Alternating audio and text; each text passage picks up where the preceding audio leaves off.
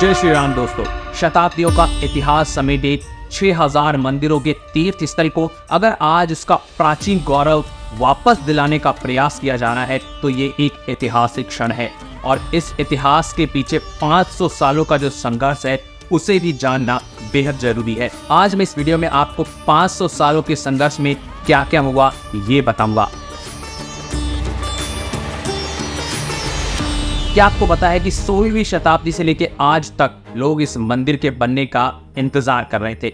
दोस्तों ये तो हम सब जानते हैं कि 1528 में बाबर ने अयोध्या में राम मंदिर तुड़वाकर वहां पर बाबरी मस्जिद बना दी, लेकिन बहुत कम लोगों को पता है कि भगवान श्री राम का मंदिर अयोध्या में बनवाया किसने था। भगवान श्री राम का मंदिर अयोध्या में उनके पुत्र कुश ने बनवाया था। माना जाता है कि 5th सेंचुरी में अयोध्या में बहुत सारे मंदिरों की हालत खराब हो गई थी। उज्जैन के राजा विक्रमादित्य ने यहाँ आकर उन सारे मंदिरों का जीर्णोद्धार करवाया।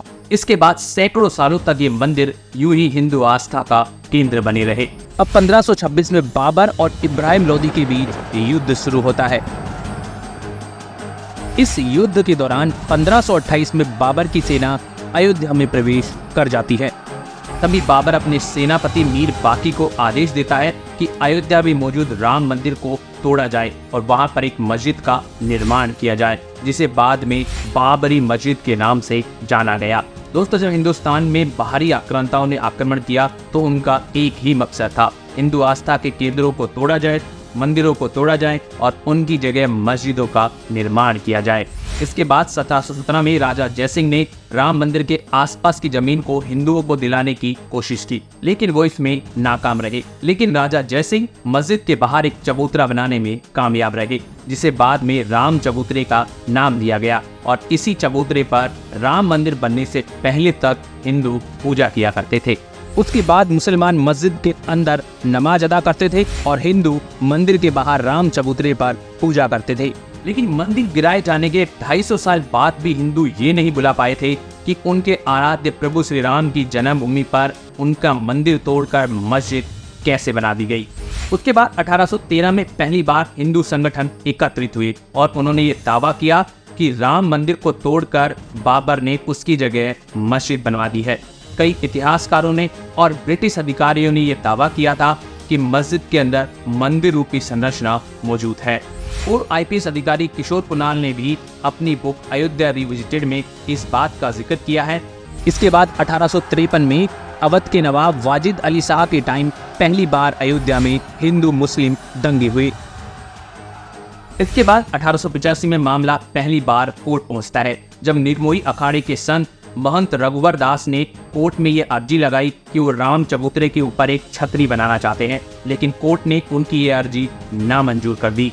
उसके बाद 1934 में एक बार फिर हिंदू मुस्लिम दंगे होते हैं और बाबरी मस्जिद की एक दीवार तोड़ दी जाती है। लेकिन उस टाइम की अंग्रेज सरकार ने दंगे ज्यादा ना भड़की, इसको देखते हुए बाबरी मस्जिद की उस दीवार को वापस बनवा दिया। बाबरी मस्जिद के चारों तरफ लोहे की ग्रिल लगाकर बाबरी मस्जिद को लॉक कर दिया और वहां पर नमाज पढ़ना भी बंद करवा दिया। इस बीच वो दिन आया 1947 का, जब अंग्रेजों की गुलामी से हिंदुस्तान को आज़ादी मिली। आज़ादी मिलते ही राम भक्तों को लगने लगा कि शायद राम मंदिर बनने की राह अब आसान हो जाएगी। उस समय के कांग्रेस लीडर्स को या कांग्रेस सरकार को इससे कोई मतलब नहीं था। इसके बाद 23 दिसंबर 1949 को एक ऐसा चमत्कार हुआ जिसने हजारों लोगों को आश्चर्य में डाल दिया। 23 दिसंबर 1949 की सुबह मस्जिद के अंदर से घंटियों की और राम पूजा की आवाज आने लगी। हिंदू पक्ष का दावा था कि रामलला की मूर्ति मस्जिद में रात में प्रकट हो गई है, लेकिन मुस्लिम पक्ष का दावा था कि ये मूर्ति रात के अंधेरे में वहां पर रख दी गई है। जब ये बात तत्कालीन प्रधानमंत्री जवाहरलाल नेहरू को पता चली और बात बिगड़ती दिखी तो उन्होंने वहां के डिस्ट्रिक्ट मजिस्ट्रेट के नायर को कहा कि मूर्ति को वहां से हटाकर पहले जैसी सिचुएशन कर दी जाए। लेकिन डिस्ट्रिक्ट मजिस्ट्रेट के नायर ने ये कहते हुए मना कर दिया कि यहाँ पर बहुत ज्यादा भीड़ इकट्ठा हो गई है और यहाँ पर कोई भी पुजारी मूर्ति को हटाने के लिए तैयार नहीं है और अगर मूर्ति को जबरन हटाया गया तो दंगे भड़क सकते हैं। इस सिचुएशन को देखते हुए प्रधानमंत्री जवाहरलाल नेहरू ने उस मूर्ति के पास में एक जालीनुमा गेट लगवा दिया और मस्जिद को बंद कर दिया। इसके बाद अगले 35 सालों तक मामला कोर्ट में चलता रहा और कोई नतीजा नहीं निकला। अब 1980 में जब बीजेपी अस्तित्व में आती है तो बीजेपी, संघ और विश्व हिंदू परिषद मिलकर राम मंदिर के केस को लड़ना शुरू करते हैं। इसी बीच साल 1986 में जब राजीव गांधी हिंदू और मुसलमानों को खुश करने में लगे हुए थे तो उस बीच राजीव गांधी एक फैसला लेते हैं और ये फैसला किसी भी कांग्रेस लीडर का लिया हुआ राम मंदिर के लिए अब तक का सबसे बड़ा फैसला था। राजीव गांधी फैसला करते हैं कि मस्जिद का ताला तुड़वाकर हिंदुओं को मस्जिद के अंदर पूजा करने का अधिकार दिया जाए।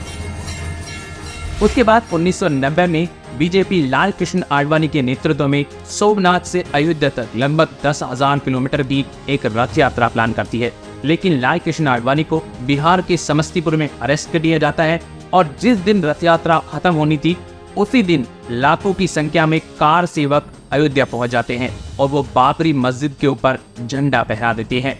भीड़ को काबू करने के लिए यूपी के तत्कालीन मुख्यमंत्री मुलायम सिंह यादव भीड़ पर गोली चलाने का आदेश दे देते हैं, जिसमें कई सारे कार सेवक शहीद हो जाते हैं। फिर आता है 6 दिसंबर 1992 का वो दिन जिस दिन 2 लाख से ज्यादा कार सेवक अयोध्या पहुंच जाते हैं। 2 लाख से ज्यादा कार सेवक बाबरी मस्जिद पर चढ़ जाते हैं और बाबरी मस्जिद के तीनों गुम्बद गिराकर मस्जिद को तहस नहस कर देते हैं। इस घटना के कुछ ही देर के बाद में यूपी में राष्ट्रपति शासन लगा दिया जाता है और कल्याण सिंह अपना इस्तीफा दे देते हैं। इसके बाद पूरे देश में दंगे भड़क जाते हैं। अयोध्या में हुए दंगे में करीब 1000 लोग मारे गए, जबकि मुंबई में हुए दंगों में करीब 800 से 900 लोग मारे गए और गुजरात में संतों से भरी जली हुई ट्रेन को हम कैसे भूल सकते हैं। उसके बाद 1999 में जब बीजेपी सत्ता में आती है और अटल बिहारी वाजपेयी प्रधानमंत्री बनते हैं तो राम मंदिर से जुड़े सारे केस एक जगह एकत्रित किए जाते हैं और ASI यानी कि आर्कियोलॉजिकल सर्वे ऑफ इंडिया को राम जन्मभूमि परिसर का सर्वे करने का आदेश दिया जाता है। जब ASI अपना सर्वे खत्म कर लेती है तो वो साइंटिफिकली ये प्रूव कर देती है कि जो मस्जिद बनी हुई है वो राम मंदिर के ऊपर ही बनी गई है, यानी कि मस्जिद खाली जमीन पर नहीं बनाई गई थी। ASI की रिपोर्ट को आधार बनाकर इलाहाबाद हाई कोर्ट विवादित भूमि को 3 बराबर हिस्सों में बांट देता है, लेकिन कोई भी पक्ष उस फैसले से खुश नहीं होता है। उसके बाद मामला सुप्रीम कोर्ट पहुंच जाता है और सुप्रीम कोर्ट में अगस्त 2019 तक राम मंदिर से जुड़े सभी केसों की सुनवाई खत्म कर ली जाती है और सुप्रीम कोर्ट अपना फैसला सुरक्षित रख लेता है। उसके बाद दिन आता है नवंबर 2019 का, जिस दिन सुप्रीम कोर्ट का एक सुप्रीम फैसला आता है और उस फैसले में कहा जाता है कि विवादित जमीन को राम जन्मभूमि ट्रस्ट को दे दी जाए। उसके बाद 5 फरवरी 2020 को राम जन्मभूमि ट्रस्ट का गठन होता है और राम मंदिर का निर्माण शुरू होता है। जय श्री राम दोस्तों।